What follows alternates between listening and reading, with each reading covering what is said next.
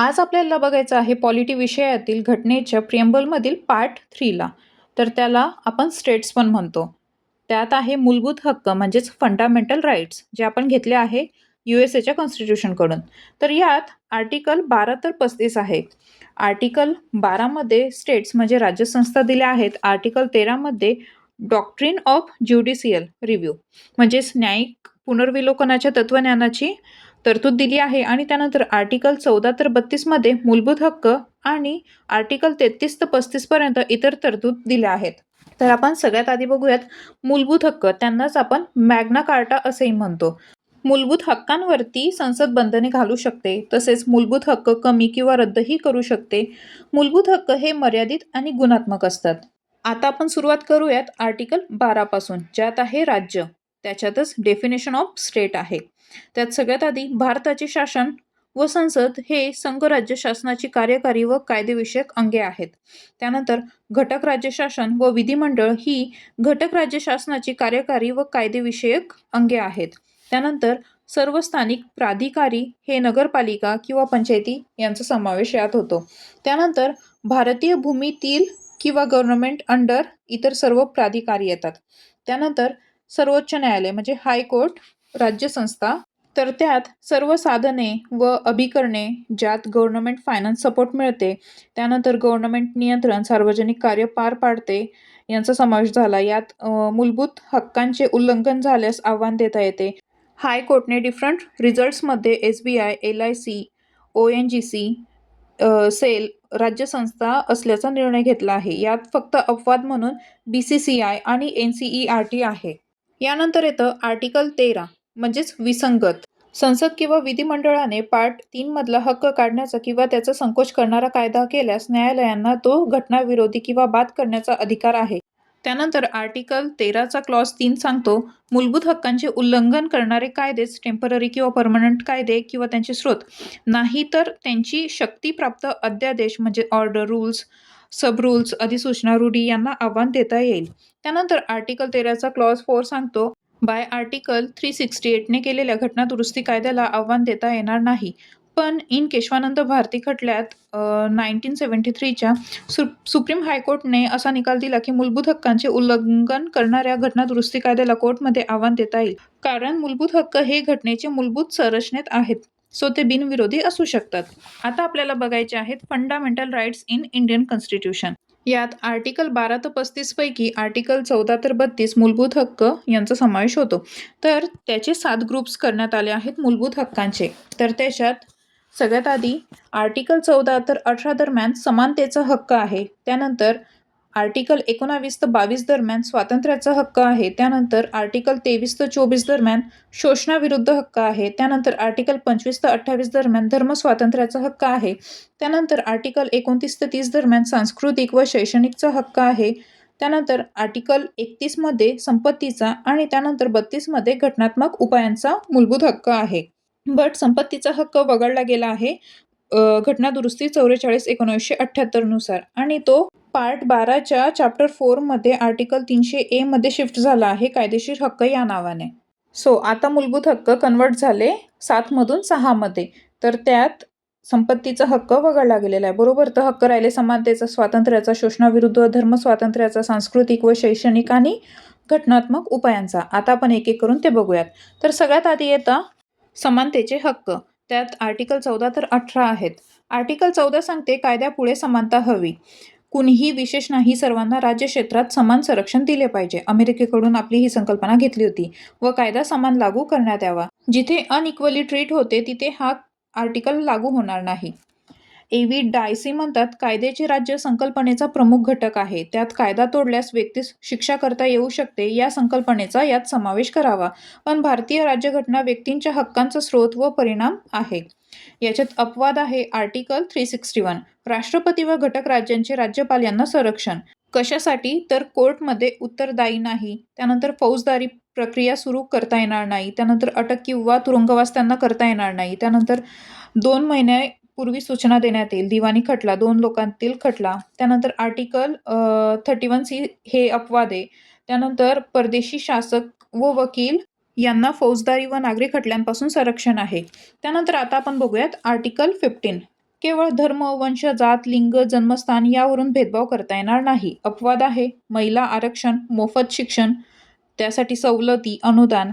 93वी घटना दुरुस्ती 2005, केंद्रीय शिक्षण संस्था कायदा 2006 संमत करून IITs, IIM and all that colleges त्यांना OBCचं 27% आरक्षण मिळालं होतं.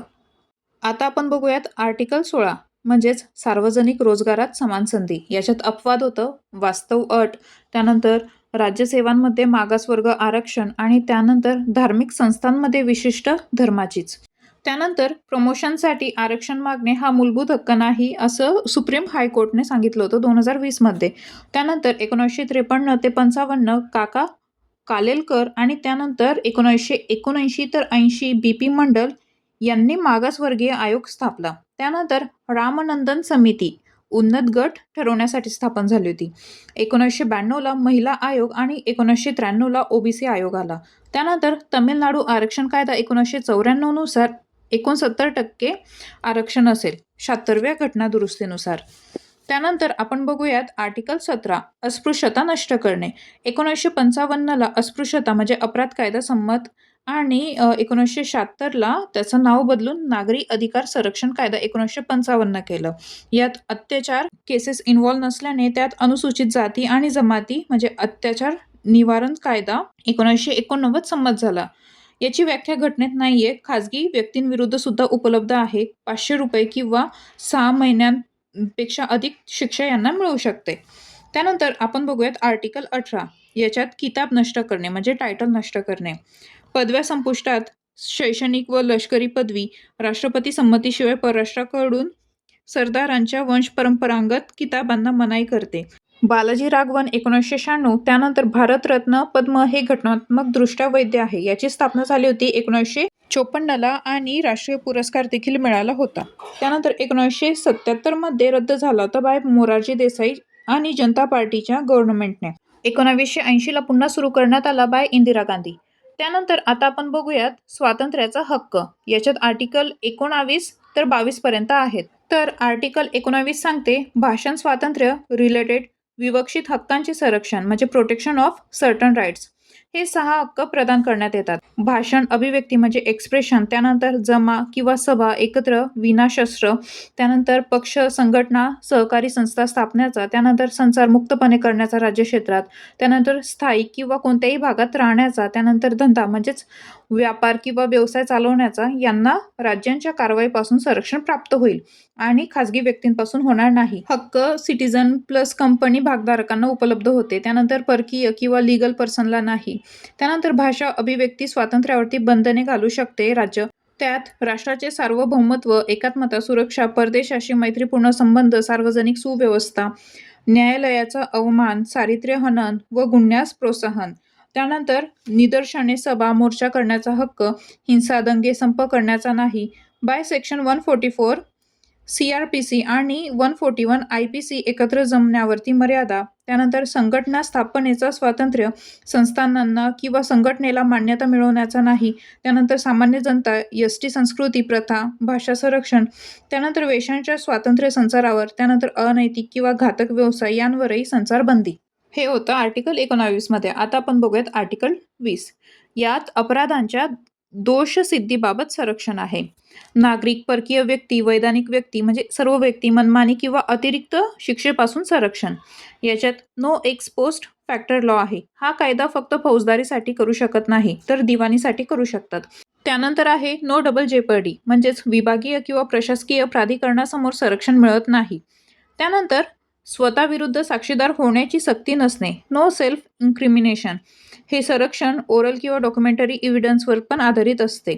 दिवाणीबाबत हे संरक्षण नाही. या सगळ्यांमध्ये एक्सेप्शन आहे वस्तू सादर करण्याची सक्ती, अंगठा, सही, रक्त नमुना, शरीर दाखवण्याची सक्ती. त्यानंतर एक्स पोस्ट फॅक्टर लॉ, गुन्हा सिद्ध करणे व शिक्षा करणे यावर निर्बंध आणि खटला चालवण्याबाबत नाही.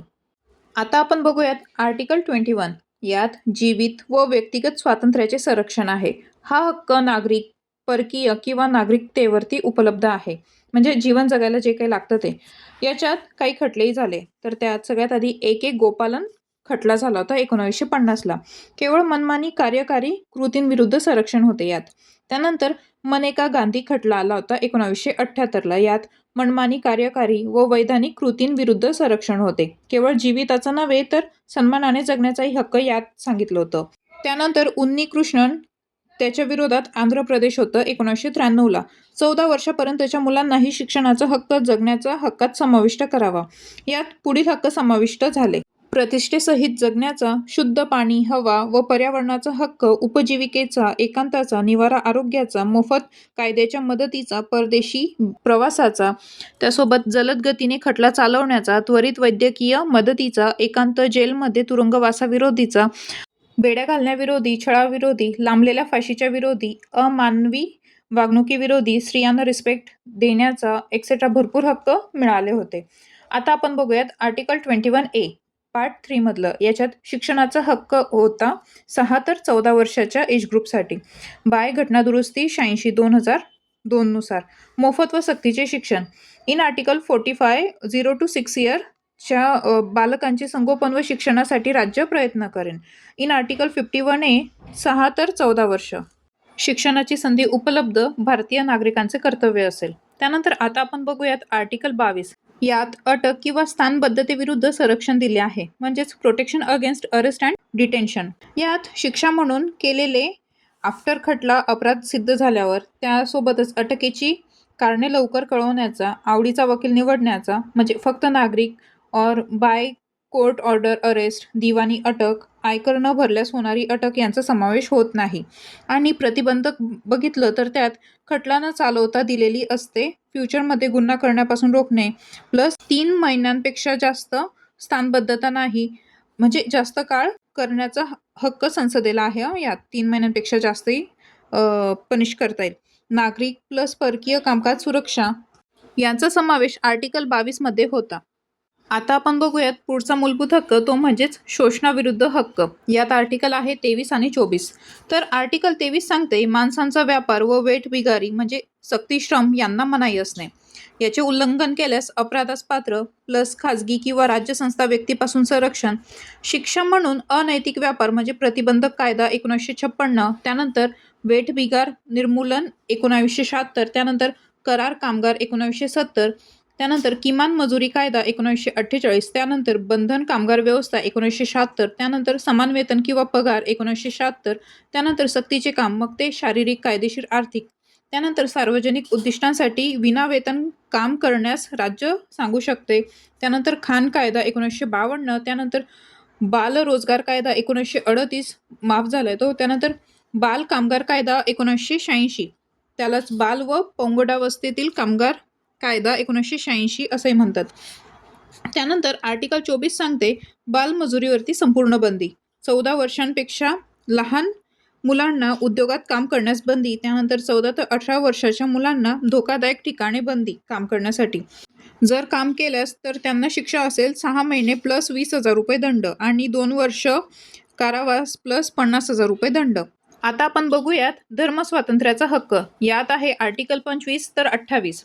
सगळ्यात आधी आपण आर्टिकल 25 बघूयात. यात विवेक बुद्धीचे म्हणजे तर्कविचार स्वातंत्र्य व धर्माचे मुक्त प्रकटीकरण, आचरण व प्रसार. धर्माचे पालन व प्रचार आचरण यांना स्वातंत्र्य. धार्मिक विश्वास प्लस रीती म्हणजे धार्मिक हक्कांना संरक्षण, प्लस तत्वे आणि विधी. आता हिंदू, शीख, जैन, बौद्ध यांचाही उल्लेख झाला आहे या धर्म स्वातंत्र्याच्या हक्कांमध्ये. त्यानंतर आर्टिकल 26 सांगते धर्मविषयक व्यवहारांची व्यवस्था पाळण्याचे स्वातंत्र्य. धर्माचे सामुदायिक स्वातंत्र्य, त्यात हक्क धार्मिक संस्था स्थापून स्वखर्चाने चालविण्याचा हक्क आहे, प्लस धार्मिक गोष्टींत व्यवहारांची व्यवस्था स्वतः पाळण्याचा हक्क. याचंच कन्क्लुजन असं की सुप्रीम हायकोर्टने रामकृष्ण मिशन व आनंद मार्ग या धार्मिक संप्रदायाचा दर्जा दिला होता. एक सामायिक संघटना असून विशिष्ट नाव हवे, हे आर्टिकल 26 सांगते. त्यानंतर आर्टिकल 27 सांगते एखाद्या धर्माच्या संवर्धनाकरिता कर देण्याचे स्वातंत्र्य म्हणजेच freedom from taxation for promotion of A religion. विशिष्ट धर्माच्या विकासासाठी कर राज्य देऊ नाही शकत, प्लस शुल्क घेऊ शकते. त्यानंतर आर्टिकल 28 सांगते शैक्षणिक संस्थात धार्मिक उपासना किंवा शिक्षणात सहभागी न होण्याचे स्वातंत्र्य. पूर्णतः राज्य चालवित असलेल्या संस्था धार्मिक शिक्षणास बंदी, हे आर्टिकल 28 सांगते. त्यानंतर पुढचा हक्क आहे तो म्हणजेच सांस्कृतिक व शैक्षणिक हक्क. त्याच्यात आर्टिकल 29 आणि 30 येतात. आर्टिकल 29 सांगते अल्पसंख्याक वर्गाच्या हितसंबंधाचे संरक्षण करणे. आर्टिकल 29चा क्लॉज 1 सांगतो भाषा, लिपी, संस्कृती जतन करण्याचा हक्क आणि क्लॉज 2 सांगतो केवळ धर्म, वंश, जात, भाषा, एनिवन यांच्यावरून शैक्षणिक प्रवेश नाकारला जाणार नाही. आणि ह्या दोघांमध्ये नागरिकांच्या गटांच्या हक्कांचे व तरतूद व्यक्तीच्या हक्कांचे संरक्षण केले जाईल. अल्पसंख्याक प्लस बहुसंख्याक प्लस भाषिक प्लस धार्मिक भाषा संरक्षणासाठी आंदोलन करू शकतात भाषा जतन करण्यासाठी. आर्टिकल 30 सांगते अल्पसंख्याक वर्गाचा शैक्षणिक संस्था स्थापण्याचा व त्यांचे प्रशासन करण्याचा हक्क. अल्पसंख्याकांना धार्मिक प्लस भाषिक यांवर संरक्षण मिळेल. त्याच्यातला आर्टिकल 30 मधला क्लॉज 1 सांगतो आवडीच्या शैक्षणिक संस्था स्थापन करण्याचा प्लस चालवण्याचा हक्क. क्लॉज 2 म्हणतो मोबदला देऊन राज्य सक्तीचे अधिग्रहण करू शकते. हा हक्क केवळ बहुसंख्याकांबरोबर समानता राखण्यासाठी असतो. 44वी घटना दुरुस्ती म्हणते संपत्तीचा मूलभूत हक्क रद्द झाला आहे. अल्पसंख्याक शैक्षणिक संस्था 3 टाईपच्या असतात, राज्य संस्थेकडून मिळालेल्या. तर त्यात सगळ्यात आधी येतं मान्यता व सहाय्य मागणाऱ्या, त्यानंतर दुसऱ्या येतात फक्त मान्यता असणे सहाय्य नाही म्हणजे अभ्यासक्रम, शैक्षणिक मानके, शिस्त, स्वच्छता, शिक्षकांची भरती इत्यादींसाठी. आणि तिसरा प्रकार येतो तो म्हणजेच मान्यता नाही आणि सहाय्यही नाही म्हणजे कामकाजाचे प्रशासन मुक्तपणे, त्यावर करार, कामगार, औद्योगिकीकरण, कर, कायदा, आर्थिक नियम लागू. आता आपण बघितलं जो 6वा संपत्तीचा हक्क होता तो तर वगळला गेलाय. तर आता आपण पुढचा हक्क बघूयात तो म्हणजेच घटनात्मक उपाययोजनाचा हक्क. हा आर्टिकल 32 मध्ये दिला आहे. तर त्यात नागरिकांच्या हक्कांचे उल्लंघन झाल्यास ते पुन्हा मिळवायला कोर्टकडून योजना मिळू शकतात. तर यालाच मूलभूत हक्क म्हणतात. आर्टिकल 32 सांगते पार्ट 3 ने प्रदान केलेले हक्क बजावण्याकरिता उपाय. याचे वर्णन डॉक्टर बाबासाहेब आंबेडकर करतात की असे कलम ज्या विना घटना व्यर्थ ठरेल. हे कलम घटनेचा खरा आत्मा असून त्याचे खरे हृदय पण आहे. सर्वोच्च न्यायालय सांगतात मूलभूत हक्कांचे संरक्षण किंवा हमीदार बाय प्रारंभिक व व्यापक अधिकार असतात म्हणजे डायरेक्टली कोर्टला जातात आणि गरज नसते डायरेक्ट रिट्स पण देऊ शकतात. फक्त मूलभूत हक्कांच्या अंमलबजावणीसाठी आदेश, रिट्सचा वापर नाकारू शकत नाही. बाय आर्टिकल 226 सुप्रीम हायकोर्टला मूलभूत हक्कांच्या अंमलबजावणीसाठी निदेश, आदेश, सर्व प्राधिलेख, कायदेशीर हक्क, रिट्स वापर नाकारू शकते. सुप्रीम कोर्ट किंवा हायकोर्ट सोडून इतर कोर्ट आदेश देऊ शकत नाही. बाय आर्टिकल 359 राष्ट्रीय आणीबाणीच्या काळात मूलभूत अधिकारांसाठी दाद मागण्याचा हक्क प्रेसिडेंटला निलंबित करू शकते. आता आपण रिट्सचे टाईप्स बघूयात म्हणजेच प्राधिलेखाचे प्रकार. बाय आर्टिकल 32 सुप्रीम कोर्ट आणि आर्टिकल 226 हायकोर्ट रिट्स काढू शकते. तर त्यात सगळ्यात आधी येतं बंदी प्रत्यक्षीकरण, त्यालाच देहोपस्थिती म्हणतात. तर त्यात कोर्ट ही रिट्स काढू शकते. शासकीय अधिकारी प्लस खाजगी व्यक्ती विरुद्धात काढू शकते रिट्स, प्लस शरीरही ताब्यात घेऊ शकते. इफ सगळ्यात आधी तर अरेस्ट कायदेशीर असेल और कायदेमंडळ किंवा कोर्टशी रिलेटेड वॉरंट किंवा अरेस्ट वॉरंट असेल तर काढू शकत नाही. त्यानंतर पुढचा पॉईंट येतो परमादेश किंवा महादेश म्हणजेच मॅन्डामस म्हणजे आज्ञा देतो. हे रिट्स शासकीय अधिकारीच वापरू शकतात फक्त. खाजगी व्यक्ती, राष्ट्रपती, राज्यपाल, मुख्य न्यायाधीश हे रिट्स वापरू शकत नाही. त्यानंतर येतात प्रतिषेध म्हणजे प्रोहिबिशन, प्रतिबंध. केवळ न्यायिक व समन्यायिक प्राधिकरणाविरुद्ध काढता येतात हे रिट्स. प्रशासकीय प्राधिकारी काढू शकत नाही. त्यानंतर कायदेमंडळ किंवा खाजगी पण काढू शकत नाही. त्यानंतर अधिकार क्षेत्राबाहेर काम करू नये यात असतं. त्यानंतर येतात उत्प्रेक्षण, त्यालाच प्राकर्षण असंही म्हणतात किंवा सर्शिओररी. तर यात वरिष्ठ न्यायालयाकडे वर्ग करण्यासाठी तसेच केवळ न्यायिक, समन्यायिक, प्रशासकीय अधिकारीच हे रिट्स काढू शकतात. हे प्रतिबंधनात्मक प्लस उपचारात्मक असतात. यात म्हणजे उपचारात्मक म्हणजे उपाययोजनाही यात होतात.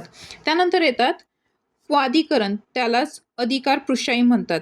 तर यात कोणत्या अधिकाराने बाय व्हॉट ऑथॉरिटी, फक्त शासकीय पदासंदर्भातच हे रिट्स निघू शकतात. मंत्रिपदाविरुद्ध नाही निघणार, खाजगी व्यक्तीविरुद्ध नाही निघणार. कोणतीही हितसंबंधी व्यक्ती हा आदेश मागू शकते. इतर आदेश फक्त पीडित व्यक्तीच मागू शकते. हे आपण जाणून घेतलं रिट्स विषयी. आता आपण बघूयात यांमधील अपवाद म्हणजेच इतर तरतुदी. त्याच्यात आर्टिकल 31 येतं सगळ्यात आधी. तर त्याच्यात पार्ट 12 मध्ये आर्टिकल 30 आहे ते आहे कायदेशीर हक्कांचं. यात खाजगी मालमत्तेचे कार्यकारी कृतीपासून संरक्षण मिळते पण वैधानिक कृतीपासून संरक्षण मिळत नाही. त्यानंतर 31A सांगतं मालमत्तांचे संपादन इत्यादी तरतूद करण्याचा कायद्यांची व्यावृत्ती म्हणजे बचाव आहे. त्यानंतर पहिली घटना दुरुस्ती 1951ला झाली होती, प्लस मालमत्ता अधिग्रहण कायद्यांना संरक्षण मिळते. त्यानंतर आर्टिकल 14 तर 14 किंवा 19चं उल्लंघित करता येईल. सार्वजनिक हितार्थ मालमत्तेचे व्यवस्थापन महामंडळाने एकत्र येऊन करणे, व्यवस्थापन, संचालक, भागधारक इत्यादी हक्क नष्ट करण्यात येतील. त्यानंतर आर्टिकल 31B सांगते विशिष्ट कायदे व नियमनांची विधिग्राह्यता 9व्या अनुसूचित कायदे किंवा विनिमय करते कोणताही मूलभूत हक्क उल्लंघित झाल्यावर. IR कोएल्लो खटला वर्सेस तमिळनाडू 2007ला झाला होता. याच्यात परिस्थिती 9 मधील कायद्यांना न्यायालयीन पुनर्विलोकनापासून सरसकट सूट मिळाली नव्हती. त्यानंतर 31C मध्ये दिलेला आहे मार्गदर्शक तत्वे अंमलात आणणाऱ्या कायद्यांचा बचाव असतो, म्हणजेच कायद्यांचं संरक्षण. 25वी घटना दुरुस्ती 1971 नुसार. आता आपण बघूयात आर्टिकल 33 सुरक्षा दलांना लागू असणारे कायदे म्हणजे कोणताही मूलभूत हक्क. यात कायदे army act 1950, navy act 1950, air force act 1950, police दल हक्कांवर बंधन कायदा 1966 इत्यादींचा समावेश होतो. तर बंधने बघितले तर त्यात भाषण स्वातंत्र्य, संघटना स्थापण्यास, कामगार संघटना, राजकीय पक्षांचे सदस्य होण्यास, सार्वजनिक सभांना हजर राहण्याचे स्वातंत्र्य आहे. आर्टिकल 34 सांगतं लष्करी कायदा असताना मूलभूत हक्कांवरती निर्बंध राज्य क्षेत्रात.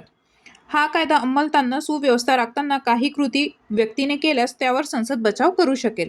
त्यानंतर आर्टिकल 35 म्हणतं मूलभूत हक्कांच्या अंमलबजावणीकरिता कायदे असतात. त्यात करण्याचा हक्क फक्त संसदेला असेल. Example article 16, 32, 33, 34, 14, 23. 35A सांगतं स्थायी निवासी व त्यांचे हक्क यांविषयी कायद्यांचा बचाव असणं.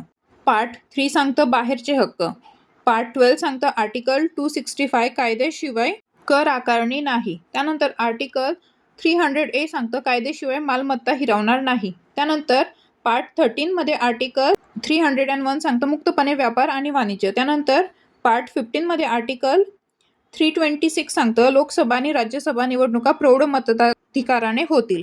हे आपण जाणून घेतलं सगळं मूलभूत हक्कांविषयी. आता आपल्याला पार्ट 4 म्हणजेच DPSP बघायचा आहे, तो आपण नेक्स्ट पार्टमध्ये बघूयात. थँक्यू.